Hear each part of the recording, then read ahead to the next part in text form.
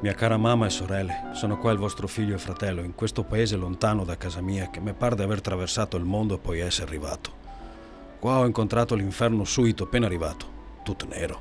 Case e baracche, strade e copi, anche il campanile e perfino le facce delle persone.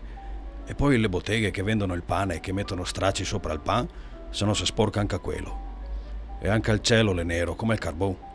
E noi altri come se fossimo stati a bagnomaria in Tacort. E poi quando si va a casa se grattiamo la pelle col sapone, ma non viene via quasi niente.